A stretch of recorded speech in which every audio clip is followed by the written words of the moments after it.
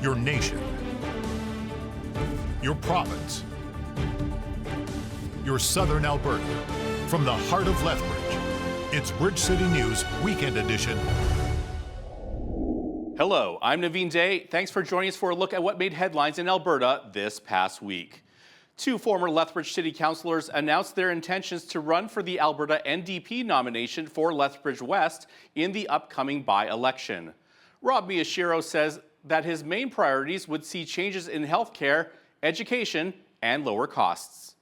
We look back on what happened in the election since last year when there were promises made by the UCP and then things that they campaigned on that they didn't do, things that they didn't campaign on that they did.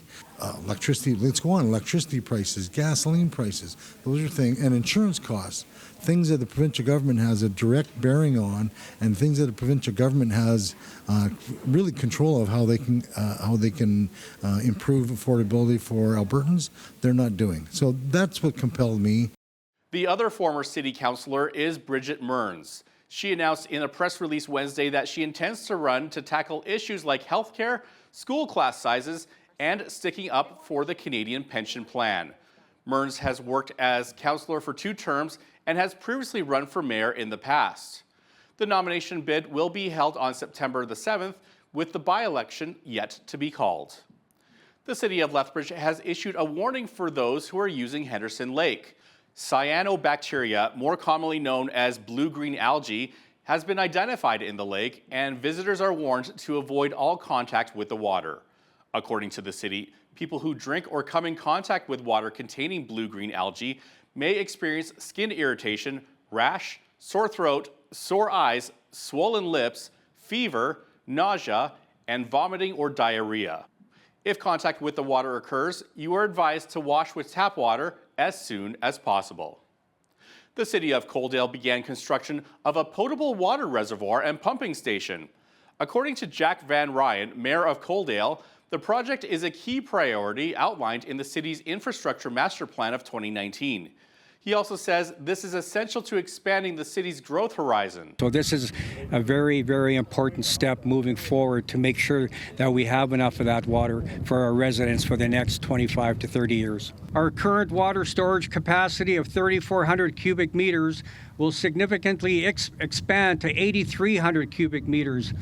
And to put this into perspective, the new reservoir will be roughly the size of 3 Olympic-sized swimming pools. Alongside increased storage, we are enhancing our pump capacity to meet the rising demands for water and fire flow requirements.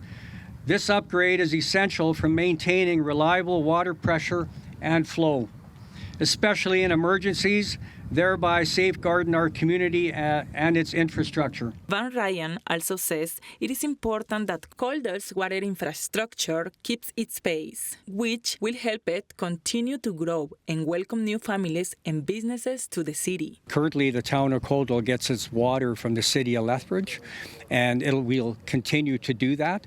But because of the McCain's expansion, we need to be able to hold more potable water in reserve, and that's what this project is all about. This project is anticipated to be done by the end of 2025. In April of 2023, the town received $525,045 in grant funding from the province for the engineering and design of the reservoir. In June of this year, we received another $4.5 million for its construction through the Alberta Municipal Water Wastewater Partnership Program. The total project cost is over $13 million. For Bridge City News, I'm Heidi Echavarria. The Lethbridge Sportsplex, formerly the NMAX Center and home of the Lethbridge Hurricanes of the WHL, has entered a new rebranding agreement.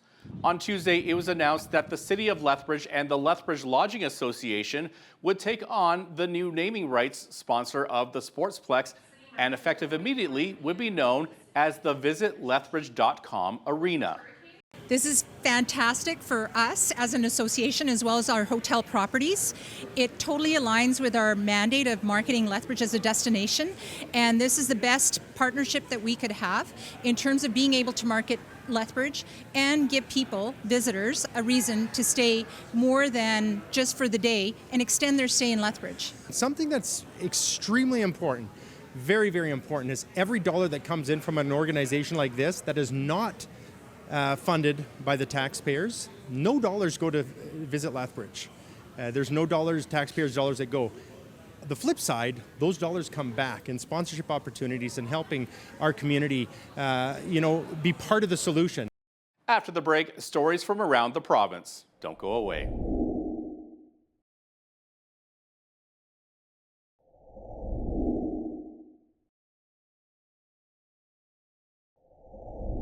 Parks Canada says parts of the Icefields Parkway have reopened as of Friday thanks to recent progress made in wildfire prevention in Jasper National Park. It says the road is open between Lake Louise in Banff National Park and the Athabasca Glacier area of the Columbia Icefield daily from 7 a.m. to 9 p.m. The road remains closed between the Athabasca Glacier and Jasper as a massive wildfire continues to threaten the area.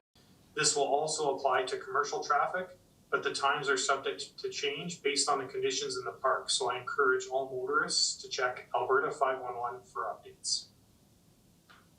It's also important for drivers to keep in mind that there's no stopping or exiting off Highway 16.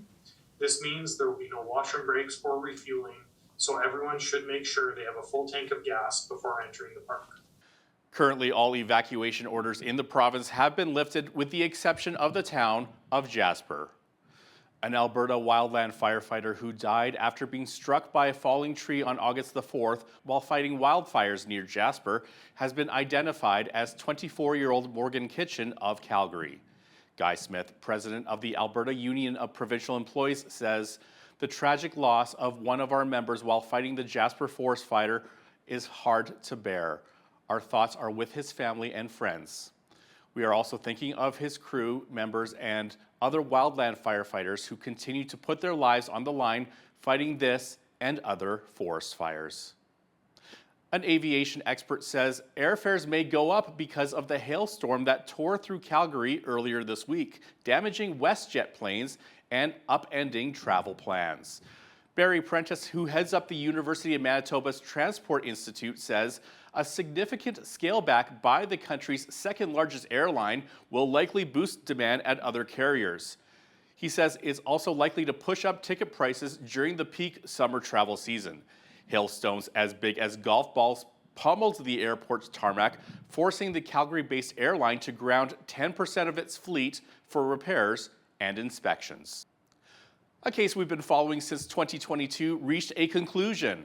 On August 2nd, the verdict for the Coutts 2, Chris Carbert and Anthony Olenek, was read at the Lethbridge courthouse.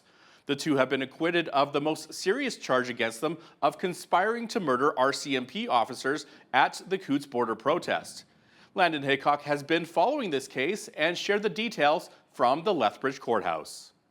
After 2 months of court proceedings, not including pretrial, and over 900 days served in remand, Anthony Olenek and Chris Carbert have been found not guilty in conspiring to murder police officers at the Coutts border blockade in February of 2022. They have been found guilty, however, of possessing weapons for a dangerous purpose to the public, guilty of mischief over $5,000, and for Anthony Olenek, guilty of unlawful possession of an explosive device, referring to the pipe bomb that RCMP found searching his residence shortly after his arrest. Now, the jury was on deliberation since late last Wednesday, and they took over 2 full days to complete their verdict. They even requested an extension on late Friday night in order to complete, where they gave their verdict to a full courthouse a little past 9 p.m. Mountain Time. After the verdict was given to the court, Catherine Bayek, the defense lawyer of Chris Carbert, requested a bail hearing immediately for Carbert, as she stated that the time he has served has already amounted to time that he would have been sentenced of his other charges that he has been found guilty of. And Marilyn Burns, who is Anthony Olenek's defense lawyer, says that while she is relieved that he has been acquitted of the conspiring to murder charge, she said it doesn't make a whole lot of sense that he was found guilty of possessing a weapon for a dangerous purpose. The conspiracy counts were what I expected in terms of the not guilty finding. The mischief, obviously the guilty, we had invited the jury to convict on the mischief count because of the evidence and the way that it came out, as expected. With respect to the possession of a weapon for a dangerous purpose, I'm still trying to figure that one out. And that's something that we will be dealing with in the course of sentencing, is trying to figure out what facts the jury must have found in order to find him guilty. The date for sentencing and bail hearing was set for August the 12th, but has now been changed and is now yet to be determined, in which Chris Carbert and Anthony Olenek will figure out their fates, and their supporters are hoping that the time that they will be issued will be the time that they have already served. The Alberta legislature has taken a break over the summer, but it doesn't mean politics has. In fact, there is still a lot to talk about, including fires, rallies, and court cases. Alberta correspondent for the National Post, Tyler Dawson, is up next to break it all down.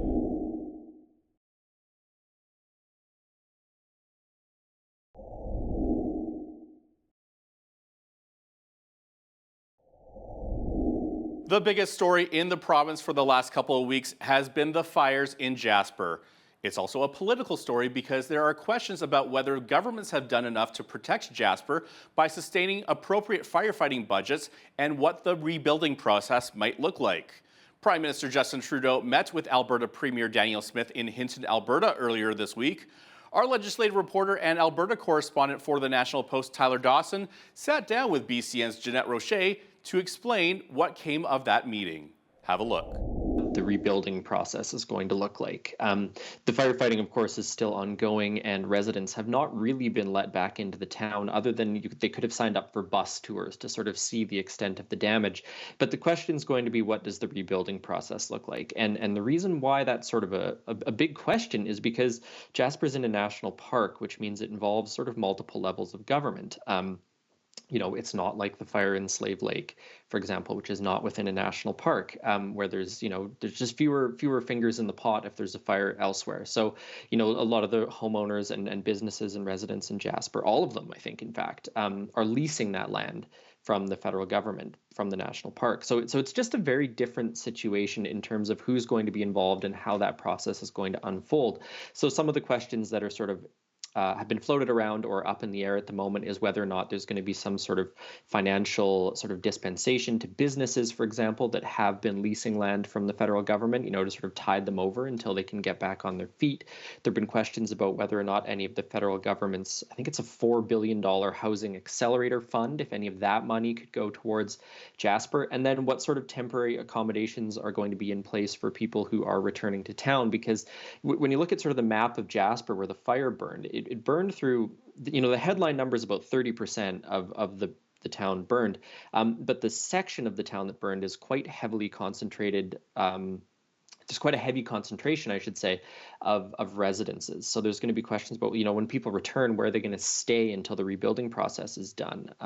Winter's not that far away, but not that close either. But obviously winter is a big tourism season in Jasper. So where are the temporary workers going to stay who are working at the ski hill and things like that? So there's all these sorts of questions that are sort of swirling at the moment. And when the Prime Minister and the Premier met on Monday, I think we got some sense of what questions those two are asking. And that maybe gives us some sense of the direction that this thing is going to go in the weeks and months ahead. Yeah, and certainly our hearts go out to all those folks in Jasper, absolutely. And speaking of Danielle Smith, so she has a couple of dozen events planned over the next few months prior to early November, when the UCP will hold a convention and a leadership review. So is she facing a similar revolt to Jason Kenney? Tyler, what do you think? So the infighting within the Conservative movement is, Conservatives have been much more effective at taking down Conservative premiers than the New Democrats or the Alberta Liberals have been at taking down Conservative premiers. So there's a little bit of history there that suggests that, whatever fighting is going on within the ranks of the Conservative Party, it's an old fracture and an old schism, and it hasn't gone away. The big difference, I think, that we're seeing with Jason Kenney versus Danielle Smith is that Danielle Smith's caucus seems to be relatively united. When Kenney was premier, there were all sorts of leaks and discussions from people unhappy within her own caucus, the elected members of her party, and that caused his party, that caused him a lot of problems. Danielle Smith doesn't seem to have that trouble. What she does perhaps have is people in the party's grassroots who aren't very happy with her. She obviously, when she ran for premier, ran for the leadership of the party, she was sort of carried into that leadership role by a relatively new, relatively animated, relatively angry group of supporters. People who were basically essentially motivated by the way that Jason Kenney handled the COVID-19 pandemic. And so to some extent, Danielle Smith is not beholden to them, that's the wrong word, but she does need to be cognizant of what they think of her leadership. Now, sort of most of the province-wide polling doesn't show that she's lost popularity. She's sort of holding steady in terms of her support. But there certainly are people within the Conservative Party's grassroots who are not happy about, the continuing availability of COVID-19 vaccines, the way that some of the public health charges that were laid against individuals during the pandemic were handled. There's certainly just a little bit of frustration left over from those years among some of the people who are, in theory, diehard Danielle Smith supporters. And that doesn't mean that that's going to be enough to cause her to lose the leadership review. That doesn't mean there's any major drama within the ranks of the UCP. But that does mean that there are some people who are unhappy. There are some people probably who are going to be organizing against her, who are trying to cause problems in that leadership review. And these meetings that she's going to be holding are almost certainly going to put her sort of face to face with some of these people. An investigation into an E. coli outbreak reveals an illegal meat market. More on that after this break.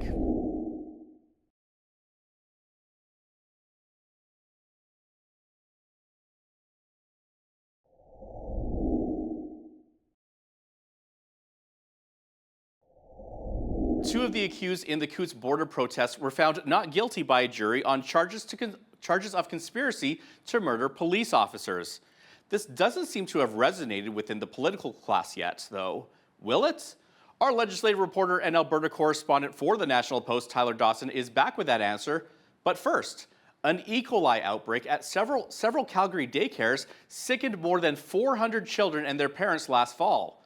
A panel led by Calgary's former police chief Rick Hansen investigated and reported back recently. Tyler tells Jeanette Roche what the investigation found. Take a look.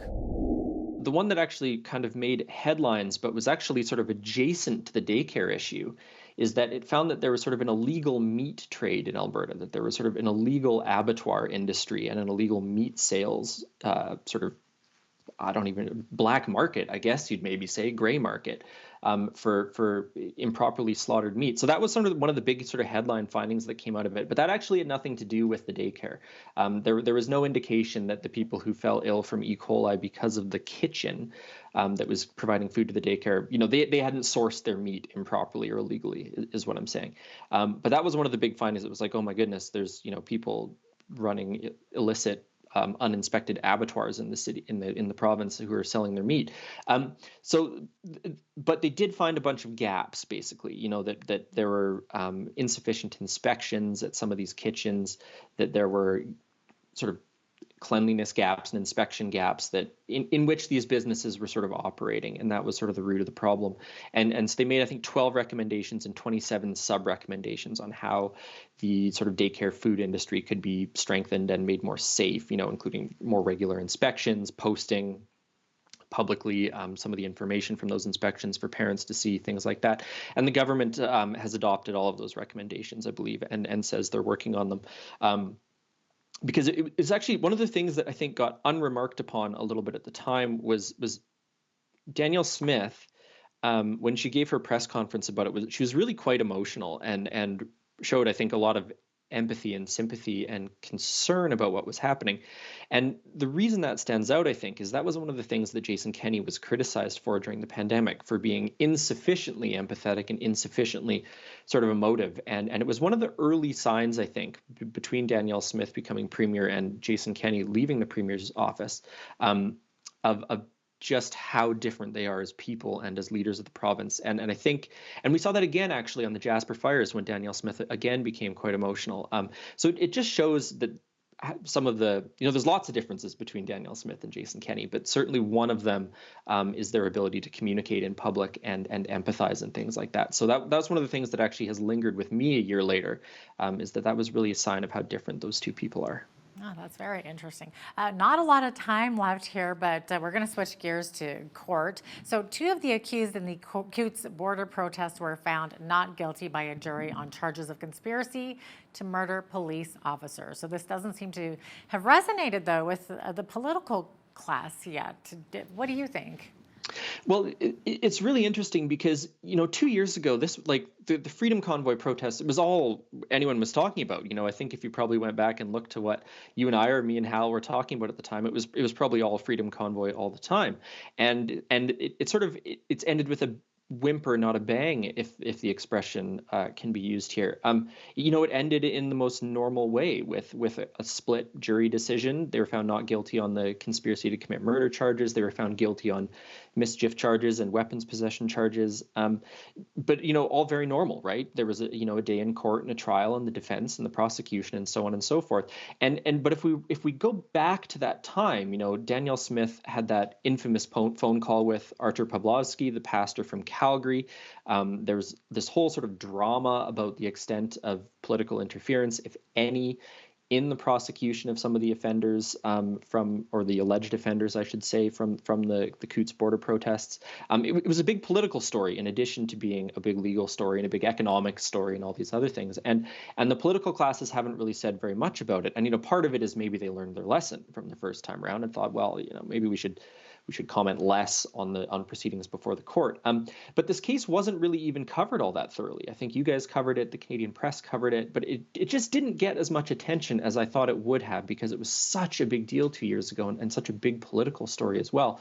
So it's just sort of an interesting and sort of banal ending. Some of the world's biggest dinosaur fossils have been uncovered right here in Alberta. Drumheller, known as the dinosaur capital of the world, is a must-visit destination when exploring the Canadian Badlands. After the break, we hear from the curator of dinosaurs at the Royal Tyrrell Museum, who shares his insights and fascinating stories.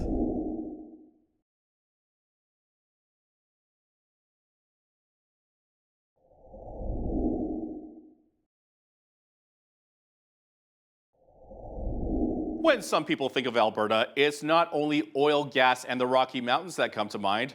How about dinosaurs? The province has more than its fair share of reptilian bones. Don Henderson has a unique perspective on the rich history of dinosaur discoveries in Alberta. He is the curator of dinosaurs at the renowned Royal Tyrrell Museum in Drumheller. He shares with BCN's Jeanette Rocher what types of dinosaurs have been discovered in our province. We are the best place in the world for the horned dinosaurs, so things like Triceratops and its relatives. More than half of all the known kinds are from this province alone. Maybe share with us the most significant discovery in Alberta and why it was so significant. Well, there's a whole bunch. Yeah, I'm sure. Going back to like Joseph Tyrrell's discovery of Albertosaurus, that was a tyrannosaur and it was discovered like 20 years before Tyrannosaurus. So we knew about tyrannosaurs long before Tyrannosaurus came from Montana. And we've got down Devil's Coulee, down near Warner, we've got the Hipparchosaurus nests and eggs of these duck-billed dinosaurs. From 2010 or 2011, we got the armored dinosaur from Fort McMurray, Boreal apelta. That was a huge surprise. And it's the best preserved armored dinosaur in the world. We've got all the armor in place. We've got skin on the outside. We've got stomach content. It's so well preserved that all the armor is in place. We can't even see the skeleton. We're not moving the armor. That's just 3 of the major things we've got. Oh, that's absolutely fascinating. Besides Alberta, what are some of the best spots in the world? Well, very similar dinosaurs are just south of the 49th in Montana.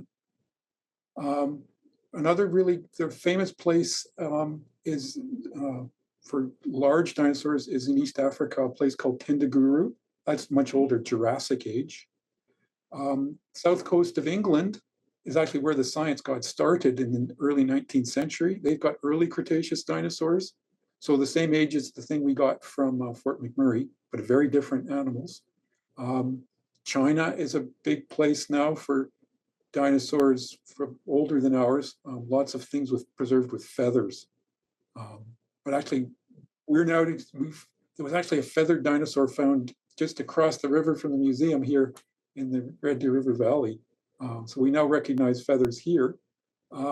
There's all sorts of South America, Argentina, is where they get the biggest things ever known, like Argentinosaurus, which might weigh 50 tons, which is just crazy. Yeah. And would you say, like, when comparing climates and environment, is it similar to kind of holding that preservation? Is that why we're discovering it in those areas? Yeah, unfortunately, you can only find them where they get preserved. And the best place to be preserved is on these floodplains with broad rivers and lots of sand and mud.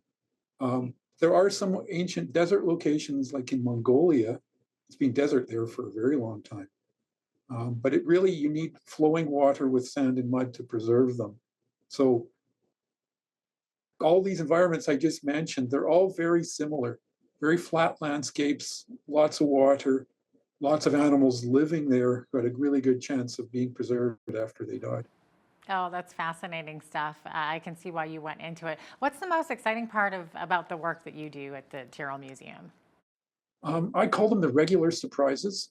Every year we get a call from the public or some industry, it's like Fort McMurray or construction sites. They bump into something. You cannot predict where they're going to come from.